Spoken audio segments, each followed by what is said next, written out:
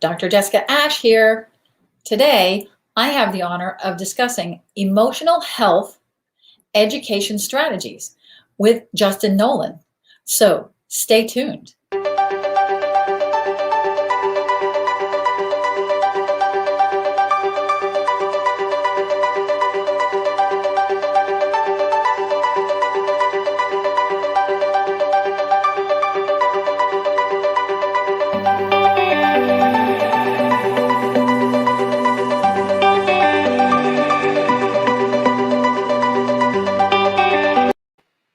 So today, emotional health is so integral to our actual physical health that I thought it was really important to welcome my guest to discuss how can you instill this emotional awareness in children. So, Nolan, thank you for being here today. Thank you for having me. Appreciate it. Yes. And so to give everybody a precursor, the reason this is important to me is because when I was parenting, I practiced something I called deliberate parenting. And as a part of that, I taught emotional awareness to even my 3, 4, and 5-year-olds. And there's a stigma in this country about mental health awareness, which is ridiculous because I think we all need to be aware of our emotions. So can you say a little bit about that for me? Yeah, absolutely. Whenever I have talks about mental health or emotional awareness or kids or parenting or teaching, coaching, I almost feel like there's so much like, dumping a puzzle out and then having to sift through the pieces because there's just so many things that we could talk about.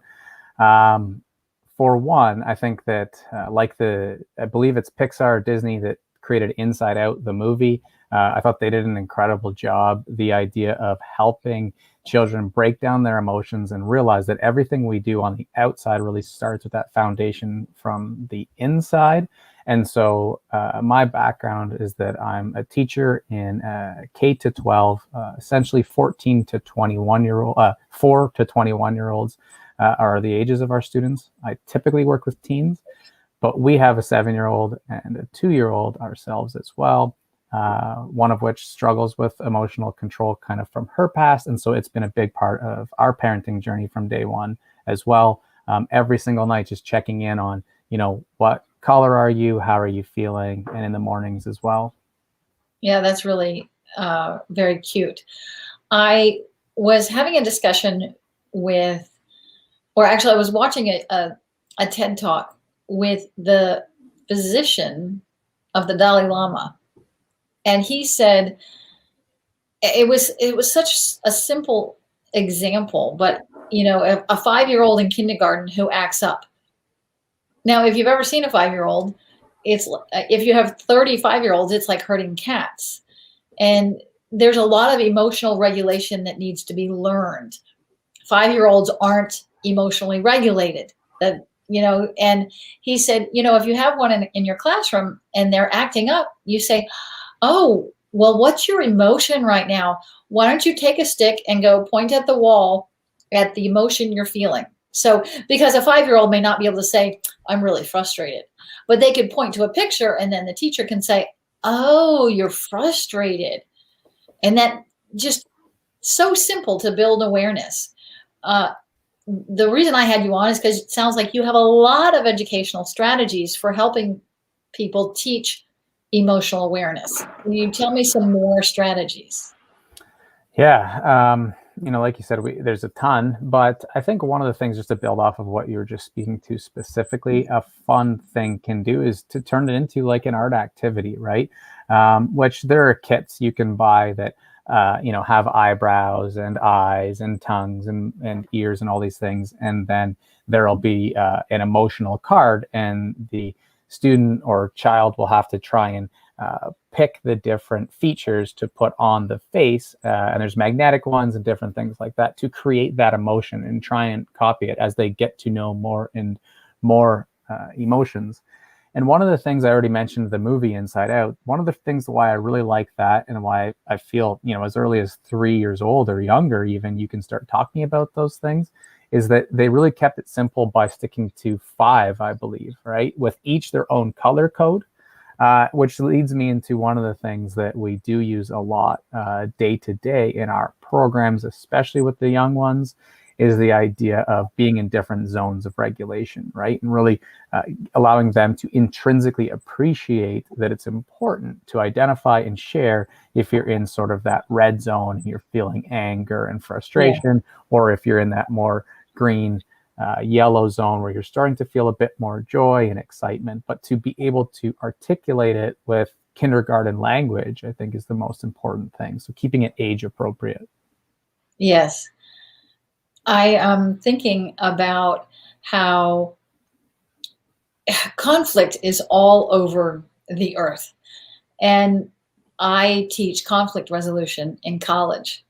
And it's amazing to me that even in college, well, especially now in college, because of the cell phones, children today are focused on their phone. And I don't dislike technology. I love technology, and I'm not one of these people that thinks children should have no technology. But they're not socializing face to face as much as they used to.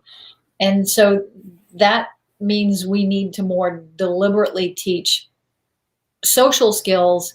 And when I talk about conflict resolution, or I use the term, I also teach debate. And the United States has certainly lost this ability. But the idea that you can communicate in a civil manner while disagreeing based on evidence. And so what you're talking about to me, Justin, is so important for the future of, and it may sound silly, but humanity. The idea that we can disagree with each other and not get so enraged that we want to hurt somebody. And so can you talk about how emotional awareness and being educated on your own emotional awareness can help reduce conflict? I can, absolutely. And a couple examples come to mind.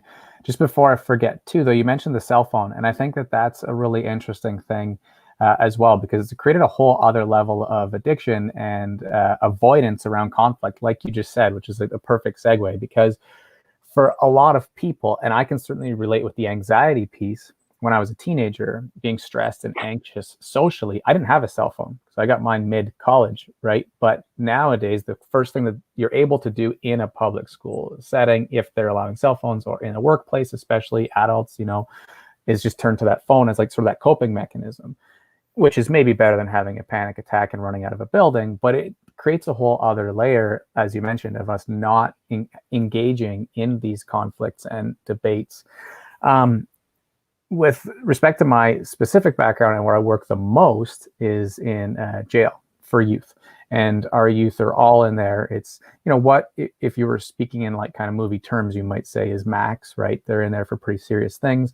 And it's fascinating that you bring up the idea of conflict and debate, because I've always said, and it's proven from working there day in and day out, talking with them, that communication is the number one skill that they really struggle with, and what ultimately has landed so many of them there. Even if they're serving something as big as like a murder charge, it boils down to this inability to debate constructively and to not turn arguments into very big things.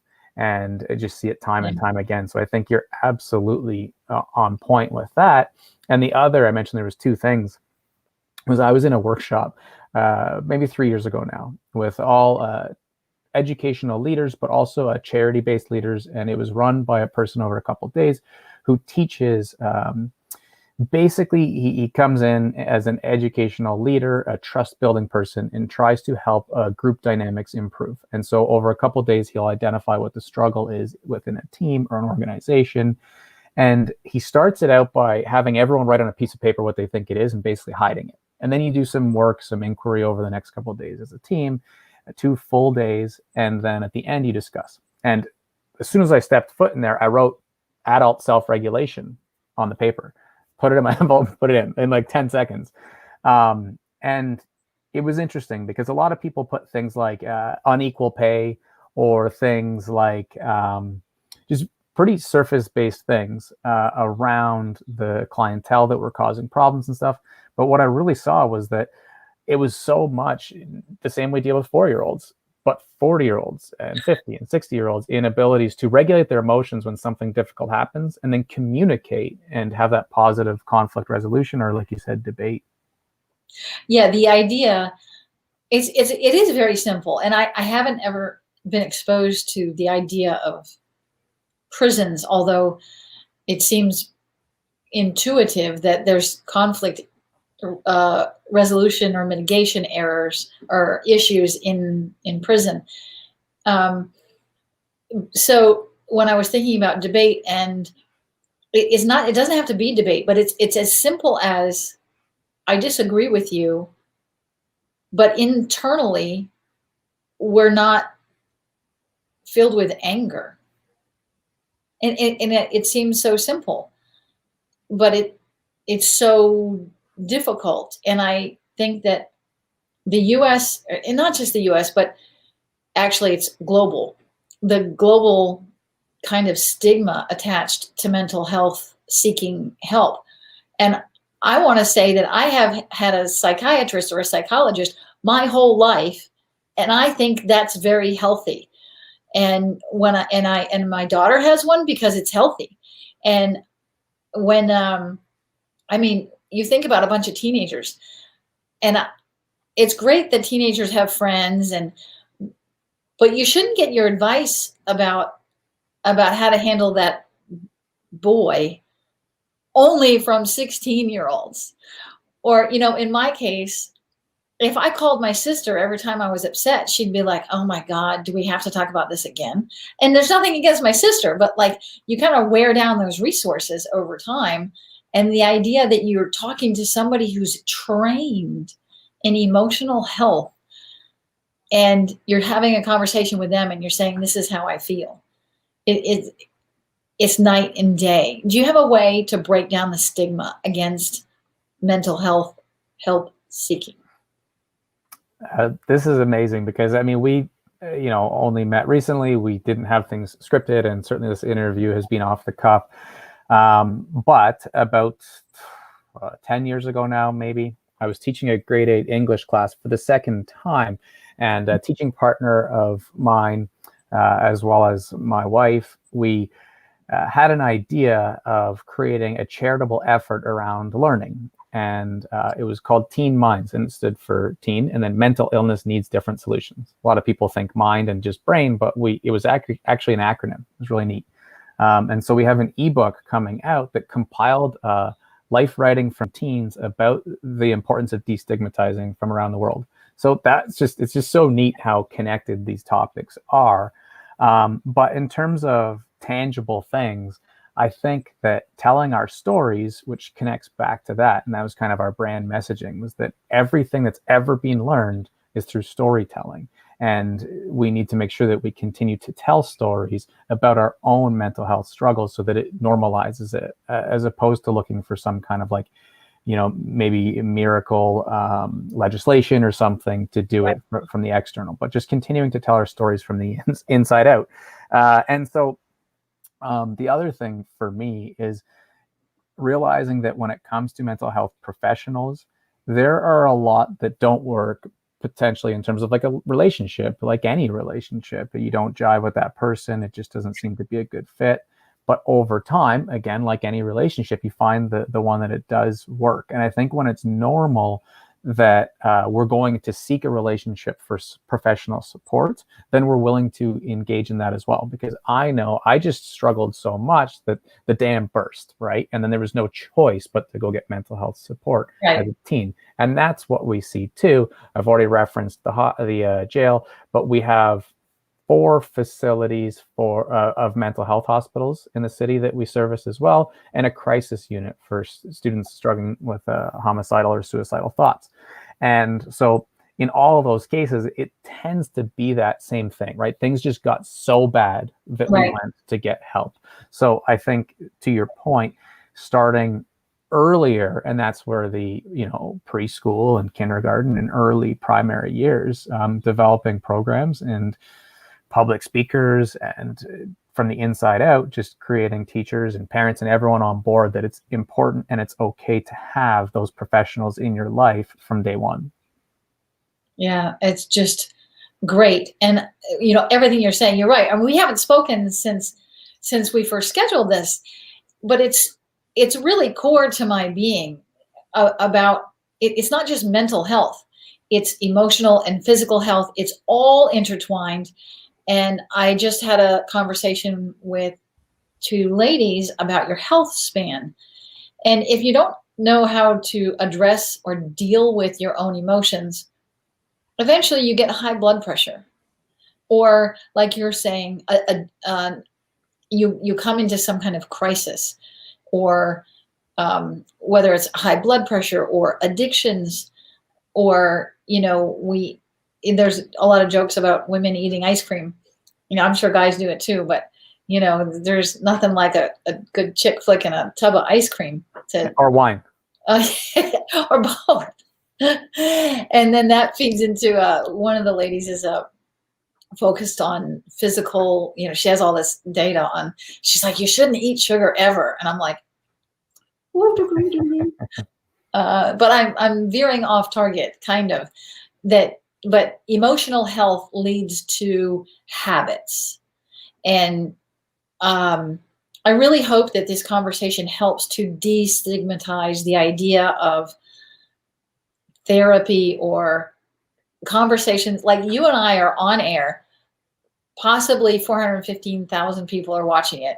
Mental health awareness is awesome. It is not to be stigmatized. And I want to bring it home to today. We're in a pandemic.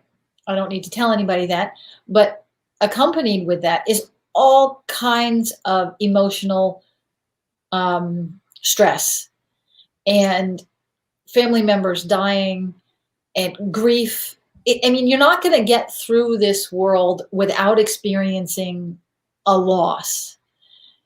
And it may be simple to you, but I'd love for our listeners to hear, how can emotional health and emotional awareness help you deal with grief or loss? Yeah, again, it's I don't often start answers with I don't know where to start, but there's just such powerful questions you're asking. And it's just been a very weird year, and this takes me in so many different directions. And I'll start with the obvious around the pandemic. It does make things so much harder. You touched on the idea of addiction, and that's, again, one of the schools that I didn't mention. We have two specific live-in facilities where it's a 3-month residential stay for youth, one for girls, one for boys, around teen addictions. And one of the things in working with them, anytime we're first couple meetings, sitting down, talking about their career aspirations, their learning goals, and their big dreams, we always boil it back down to, okay, well, in your life, though, building this foundation, let's make a list of the things that help and are probably not going to lead you back down the route of having to use and can keep you in recovery. And let's make a list of the things that hurt. And for everyone else, that's different, right? But right now, it's just such a bizarre thing. For example, I had a student who we were going to set up to go to a boxing gym where he would have probably thrived. Get up early in the morning, get your workout in. And that connects to nutrition too. And all of these things build what I like to say, and it's a common term, but I like to say is building your foundation first, and then we can really start goal setting on top of that. And so sadly, you're just waiting until a boxing gym opens up. And we're going on 2 months now. And so it is, I think, more difficult and stressful for people. Specific to grief. Yeah. So I personally lost my brother in a car accident during this whole pandemic too, which was September 12th. I think we're like bang on 5 months, almost to the day. And, it's been a difficult 5 months for our family. And it really put things with this pandemic into perspective too, right? Where everything becomes relative all the time. And it's been very difficult, but interestingly enough, I grew up around it my whole life because I actually lived in a funeral home. It was the business that my dad's been in for 40 plus years. Wow. And we lived there. And so I saw a lot of things in my early years that probably led to some of my teen struggles around anxiety and whatnot. However, it became a very powerful thing because I understood the grief process and how to do things properly. And I'll just give one quick example that I actually heard another public speaker talking on this the other day, and I just loved the way he said it. It was disgusting how he said it, but he said, as a grief counselor and support, one of these things that he talks about is the fact that if somebody were to have diarrhea, you would never give them toilet paper and tell them to stop. Yet, societally, we have people who cry because they're going through grief. And what do? We start plotting their eyes to stop their tears. And he said, anytime you're surrounded by a family member who says, I can't do this because it makes me cry, or I can't do this because it makes me cry, tell them that's exactly what you need to do and follow those omens. And so I, from day one, with respect to my brother, for example, have been able to cry and then take those tears and put them into poetry, or cry and go to work and say, you know, I'm going to try and help channel this into supporting our students, or things like that. And I just feel grateful for those experiences growing up now, whereas they were probably arguably negative early on. It was probably hard to cope with. My own relationship with grief goes back a very long way. My mother died when I was 16. And I call it the gift that keeps on giving. And I'm able to laugh at myself now. It's been many, many years for me. And Quoth the Raven, Nevermore is a very powerful poem that you don't want to be on air when you read it. But so when my son got accepted to the college that he wanted to go to, which it was a federal academy, and I had been accepted at the Air Force Academy, but I chose not to go. And my father was a World War II hero, and he had saved many lives and all this kind of stuff. So service was important to our family. And my father certainly wasn't upset that I didn't go to the Air Force Academy. But when my son got admitted, and I might even tear up right now, I start wailing, crying. And while I'm crying, you know, thinking about my father, I'm also laughing at myself. And I run up the stairs to find my son and tell him, and then like, I'm a mess, just snot's coming out of my face, and tears are running down my face. And I said, you know, you've been accepted to this school. And he's like, isn't that a good thing, Ma? And, you know, we're now talking about, you know, I'm okay with that. Tears streaming down my face and snot running out of my nose, and you can't stop it. I mean, the tears of grief are not really stoppable. I love the analogy you gave. Just love it. I mean, it's an image that's, it fits. It's why you won't forget it. Yeah, I won't forget it.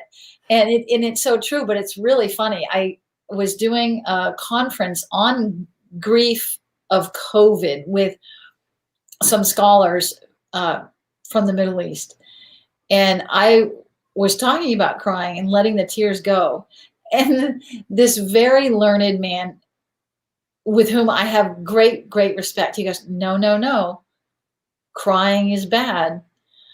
And I'm talking about psychology. And I was just like, it took everything I had to not contradict him. But, you know, I let it go. But, you know, there's all these parts of the world that think you're not supposed to cry. And we are both here to tell the world it's okay. It's healthy to cry. You just have to get it out.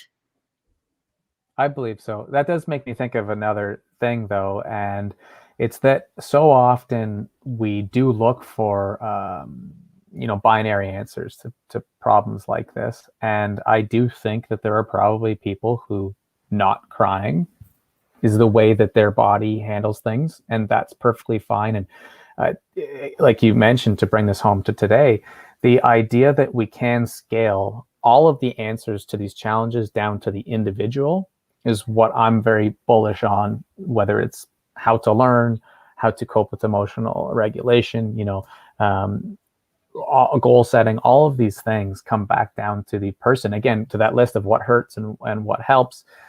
These different things, I find it hard because I'll often have parents or teachers giving you like a profile or a case study, and they want to say, well, what would you do?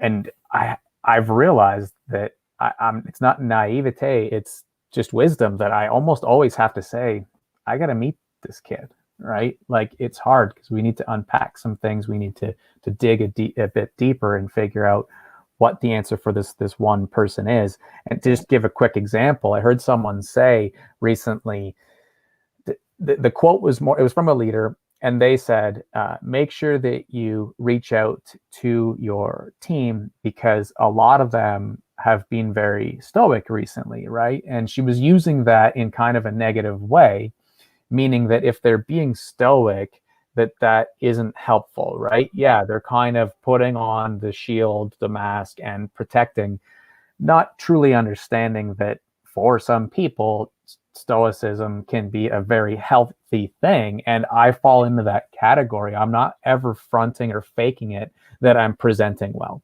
And so I'm just, again, super grateful that in my 20s, all of the panicky things that probably started with these challenges, and like you said, the gifts that keep on giving, you could go down the list of all of them. There's so many negative things, but they became the power. And now I feel that I can support or have these conversations endlessly, really. And I don't take it home in a super negative way, whether it's losing students to suicide or gun violence or just having two adults arguing or my own kids fighting, all these things. It doesn't have that huge emotional struggle for me, which I'm just super grateful for now. And so I'm able to have that sort of quote unquote stoicism, right? The perspective and things, but it's not fake. Yeah. And thank you. There isn't just one way or the right way or the wrong way. You don't have to cry in order for it to be right. I do. So now we're on a subject so emotional health and emotional awareness, and leads to the idea that we can overcome, the idea that we can be resilient. And I obviously can talk about loss that I've had and laugh at myself for my own grief, but overcome it. And yes, COVID is a stressor. But one of the points that I want to hit home is that we don't control COVID, but we can control our response to the situation. And if we have emotional awareness and a general sense of emotional well-being, which is different than happiness, then we can be resilient and we can overcome. And bad things have happened in everybody's past, and we overcame them. Like, you and I are sitting here talking. We're not in the grave because something bad happened to us. Can you talk to me a little bit about how emotional awareness can lead to resilience or the ability to overcome? For sure. And you touched on it already right there with the idea that it's not necessarily happiness. I've had this debate many times in my internet life over the last couple of years, because chase happiness, pursue happiness, be happy. Happiness is a choice. Happiness is something we can decide. All these things become sort of memes and posters and t-shirts and stuff.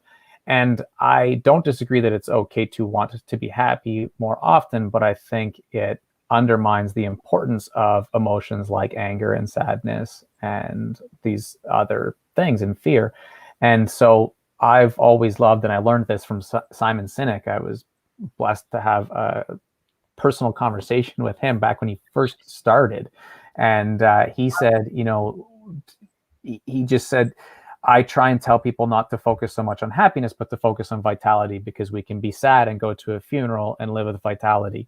And we can, be angry and find a way to channel that with vitality. And so that's the word that he chose. I've been, kind of professing that word everywhere I go ever since. It's like 10 years now. So I really like that point you mentioned. But back to the question, I think it says it in your poster behind you, right? Your background, mindset growth. And this whole idea of what I learned the first time from Carol Dweck of not having those fixed mindsets. When we can control our emotions, we're able to say that, we're always taking steps back and forth or up and down, whatever imagery you want to use, but we're continuing to fail forward in those sorts of things. And that it's not this like determination of results, or this measure of results all the time that matters. It's living in the moment and realizing that there will be ups and downs, but we're continually growing, like a plant. And again, the plant and the brain, that kind of imagery is in your logo. It's all that kind of stuff to me, which leads to those, two kind of buzzwords of resilience and grit, right? You're able to stick through these things. You're able to go to bed and say, okay, well, tomorrow we'll bounce back, or those kinds of things. Yes. And I love what you're talking about, because I'm a happy person. Genuinely, I do choose happiness, but that doesn't mean I've never been angry or that I've never been sad. And yoga often uses the imagery of a cloud, and that emotions, if you can imagine, like sadness floats through your life, or anger floats through your life. You're the observer of the emotion instead of the emotion.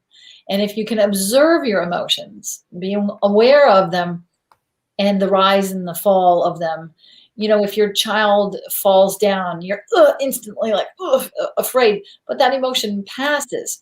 And if we can teach children to focus not on every up and down, but to focus on that trajectory, and that's what we're talking about, is well-being or vitality, and the resilience to not fall victim to every passing emotion. I'd be exhausted if I had to embody every emotion that goes through me.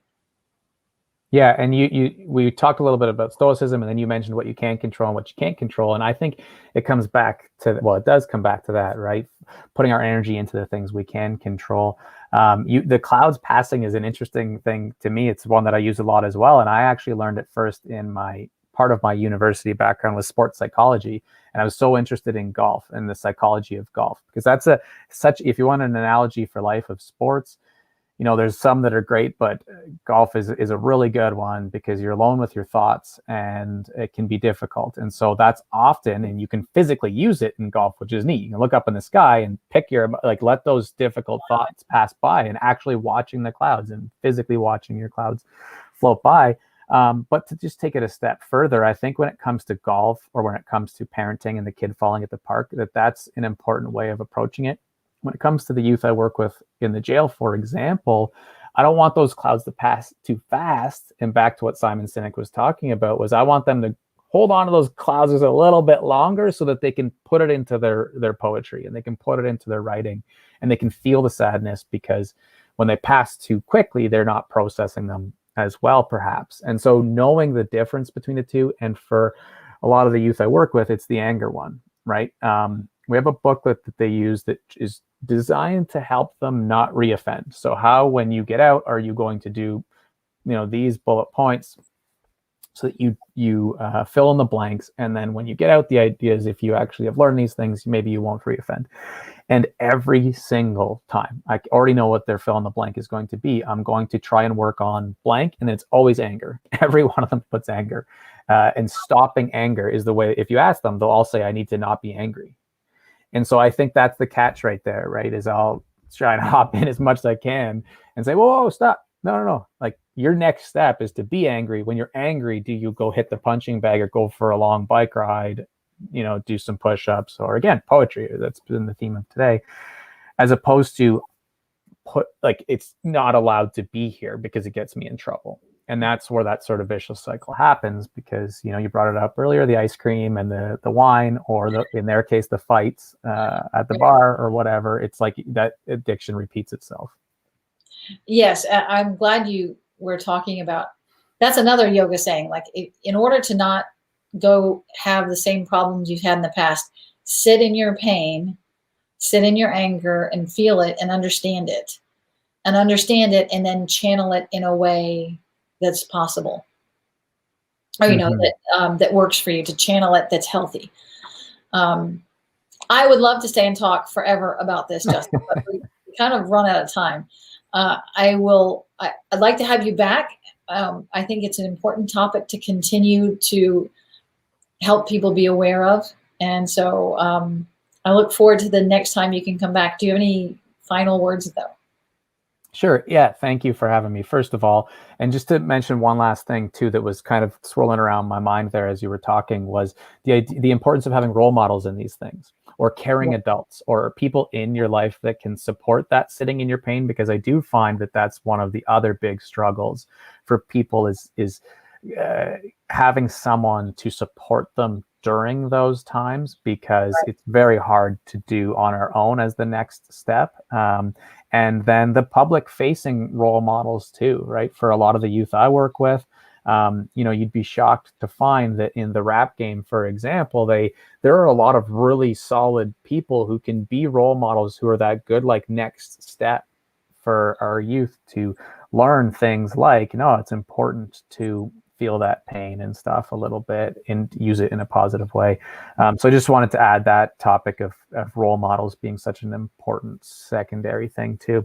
No, I mean, in terms of the final thoughts, is just that this is kind of a never ending thing. I always say that for me, this is whether I live another day or I live another, 60 years, this is kind of the pursuit, doing these things and talking about them forever. So if anyone ever wants to reach out anytime, has any questions, or just wants to chat, that I'm always here. And just appreciate you having me on Mindset News today. Well, thanks for being with us, and I'll look forward to the next time you can join us. Thank you. Bye-bye. You've been listening to me chat with Justin Nolan about emotional awareness education strategies. Thank you for being with us.